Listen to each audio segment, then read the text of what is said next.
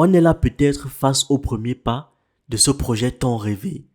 Et c'est beau. On est peut-être là face au premier balbutiement des véritables États-Unis d'Afrique. Et c'est magnifique. Nous vivons une époque merveilleuse. Le réveil de l'Afrique est en marche. Si vous appréciez ce que nous faisons, je vous invite à liker, à vous abonner et à activer la cloche des notifications. Une autre façon de participer au développement de la chaîne est de faire un don via les liens en description. Nous vous invitons à regarder en description pour avoir accès à la documentation utilisée pour cette vidéo. Nous pouvons constituer une fédération souple qui peut aller en se renforçant et en respectant les aspirations des uns et des autres chez eux. Nos devanciers ont tenté des regroupements comme la Fédération du Mali qui malheureusement n'a pas duré. Mais ils ont montré la voie. C'est un chantier que nous devons essayer de tracer pendant la période de transition. Parce que si les politiciens reviennent au pouvoir, ce serait difficile.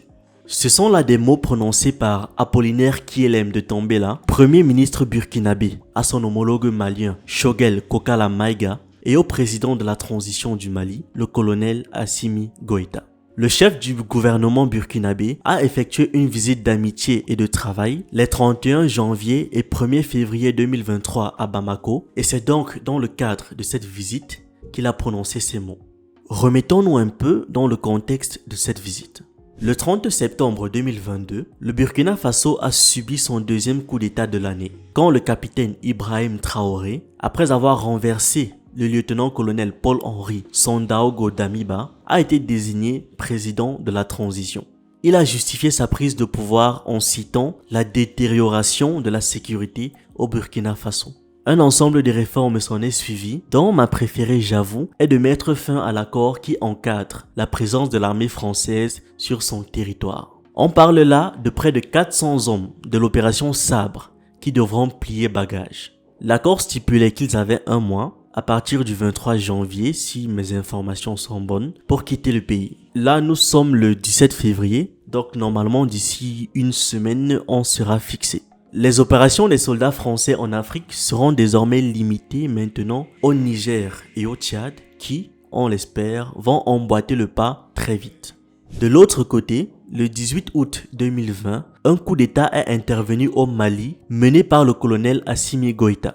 Après de nombreuses manifestations organisées par le mouvement du 5 juin Rassemblement des forces patriotiques ou M5-RFP. Bando, qui alors était un colonel à la retraite et ancien ministre de la Défense, est désigné comme président de la transition. Assimi Goïta, le meneur du coup d'État, est quant à lui désigné vice-président chargé des questions de défense et de sécurité. Un changement de gouvernement a conduit à un second coup d'État le 25 mai 2021 et le colonel Assimi Goïta a alors pris la tête de la présidence. Et un troisième pays dont je n'ai pas parlé, la Guinée.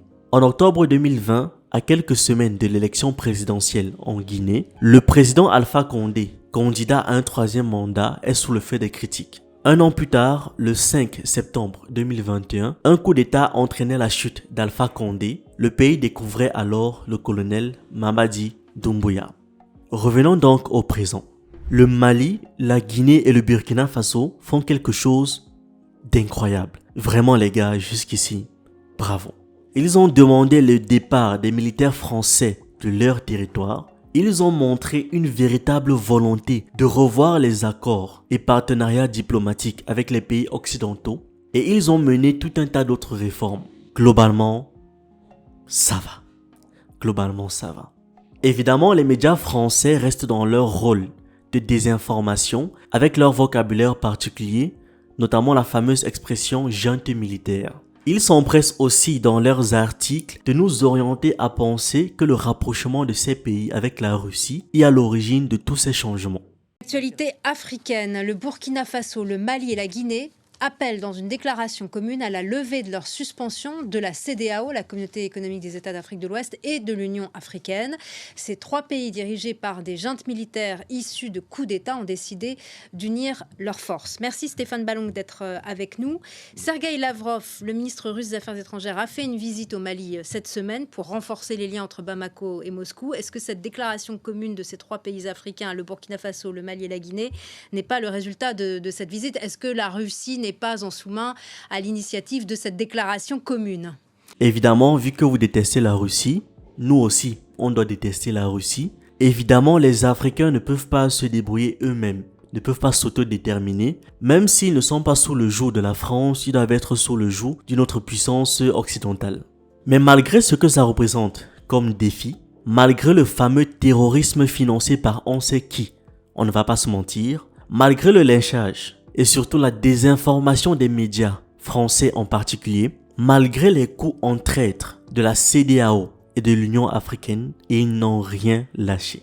Les trois pays ont d'ailleurs souhaité jeudi 9 février la levée de leur suspension de la CEDEAO et de l'Union africaine. Je rappelle qu'ils avaient été suspendus de ces deux organisations après les prises de pouvoir par des militaires. Le Mali et la Guinée avaient par ailleurs été soumis à d'autres sanctions qui ont en partie été levées depuis. Mais c'est pas encore ça. Le Burkina Faso, le Mali et la Guinée ont souhaité jeudi la levée de leur suspension de la Communauté économique des États d'Afrique de l'Ouest et de l'Union africaine, déplorant des sanctions imposées de manière mécanique sans tenir compte des changements politiques. Ils ont indiqué que ces décisions de suspension empêchent la participation de leur pays aux instances statutaires de la CEDEAO et de l'Union africaine, et particulièrement celles traitant des défis majeurs auxquels ils sont les plus concernés, tels que l'insécurité, les questions humanitaires et de développement économique durable. La déclaration lue par la chef de la diplomatie burkinabé ajoute qu'ils appellent à une mise en cohérence des actions au niveau régional. Les points suivants ont été retenus. La facilitation de la fourniture en hydrocarbures et en énergie électrique entre les trois pays. Le développement du commerce et des transports depuis le port de Conakry jusqu'au Burkina Faso en passant par le Mali. L'organisation de l'exploitation minière entre les trois pays. La mobilisation des ressources nécessaires en vue de réaliser le projet de construction du chemin de fer Conakry, Bamako, Ouagadougou. Le Mali, le Burkina Faso et la Guinée avaient été suspendus de la CEDEAO et de l'Union africaine après les prises de pouvoir successives par des militaires en 2020, 2021 et 2022. La CEDEAO, parlons-en d'ailleurs. Ces trois pays sont actuellement membres de la CEDEAO, mais ils restent suspendus de toutes les instances de décision de l'organisation. Parce que, évidemment, prise de pouvoir par les militaires, antidémocratique, on condamne ça avec la fermeté la plus absolue. La Guinée a été suspendue en septembre 2021 et le Mali et le Burkina Faso en janvier 2022. Non content de ça, la CEDEAO s'est prononcée contre l'idée d'une fédération entre les trois.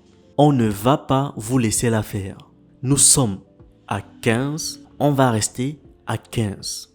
A déclaré le 10 février Sani Malam Chaibou, deuxième vice-président de la CEDEAO, en insistant que la fédération ne se fera pas.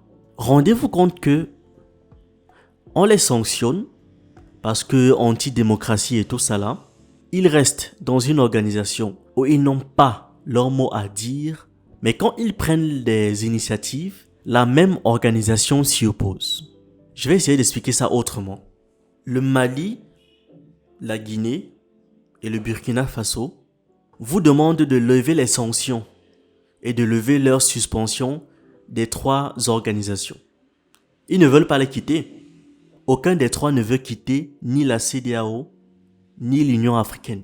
Ils veulent juste que les sanctions soient levées et que leur suspension soit levée. Donc ils vont rester dans les organisations. Mais à côté de ça, ils veulent créer une fédération pour être un peu plus puissants, pour avoir une voix qui porte un peu plus, pour pouvoir mieux gérer leur population, mieux gérer le pays. Et vous vous y opposez, ou du moins la CEDEAO, au travers de son vice-président, s'y oppose. Les gars, faites au moins un peu semblant. Essayez au moins d'être un peu discret sur les intérêts que vous servez réellement, parce que là, ça va finir par se voir. Ça va réellement finir par se voir. Bref, Apollinaire, qui est l'aime de tomber là, a simplement répondu que les 3 pays peuvent vivre sans la CEDEAO. Et que si la CEDEAO veut nous empêcher de nous réaliser, nous mènerons notre chemin. Qui,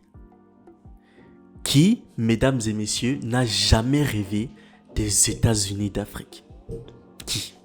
Une fédération immense entre tous ces anciens puissants royaumes africains qui pourraient imposer leur vision au monde, qui pourraient taper du poing sur la table lorsqu'il le faut. On est là peut-être face au premier pas de ce projet tant rêvé, et c'est beau. On est peut-être là face au premier balbutiement des véritables États-Unis d'Afrique. Et c'est magnifique. Nous vivons une époque merveilleuse. Le réveil de l'Afrique est en marche. Et nous devons soutenir du mieux que nous pouvons ce genre d'initiative de nos États. Nous devons espérer que ça marche et que ça s'étende à d'autres pays au fur et à mesure. Mais je rappelle néanmoins que la spiritualité africaine doit être le socle inébranlable de toute fédération, de toute union en Afrique. Parce que les unions, les fédérations sont plus fortes lorsqu'elles sont basées sur une idéologie forte qui va mener les hommes. Et quelle meilleure idéologie en Afrique que la spiritualité africaine. Pour clôturer la vidéo, je vous laisse avec quelques citations des premiers ministres burkinabés et maliens. Le Burkina Faso, le Mali et la Guinée doivent impérativement aller vers le fédéralisme. Ce que nos devanciers n'ont pas pu réaliser, nous n'avons pas d'excuses pour ne pas le faire. Nos devanciers ont tenté des regroupements comme la Fédération du Mali qui malheureusement n'a pas duré. Mais ils ont montré la voie. Avant même d'être Premier ministre, j'avais fait des articles et des propositions pour ce que j'appelais la constitution de la Fédération du Sahel. Le Mali est un grand producteur de coton, de bétail et d'or. Le Burkina Faso aussi produit du coton, du bétail, de l'or. Tant que chacun va regarder ailleurs, nous ne pesons pas tellement. Mais si vous mettez ensemble la production de coton, d'or et de bétail du Mali et du Burkina Faso, ça devient une puissance. Les intégrations échouent souvent à cause des hommes politiques qui veulent chacun garder sa chapelle. Et nous ne pourrons réellement exister que si nous regardons dans la même direction. Nous pouvons trouver la méthode et la voie pour aller ensemble sans risque de dissociation. Nous pouvons constituer une fédération souple qui peut aller en se renforçant et en respectant les aspirations des uns et des autres. C'est un chantier que nous devons essayer de tracer pendant la période de transition. Parce que si les politiciens reviennent au pouvoir, ce serait difficile. Tant que nous restons isolés, nous sommes fragiles. Si nous nous mettons ensemble, nous aurons une puissance de frappe beaucoup plus décisive. Le destin des nations se joue souvent dans des périodes charnières comme celui des hommes. Il y a des époques qu'il ne faut pas rater. Otep.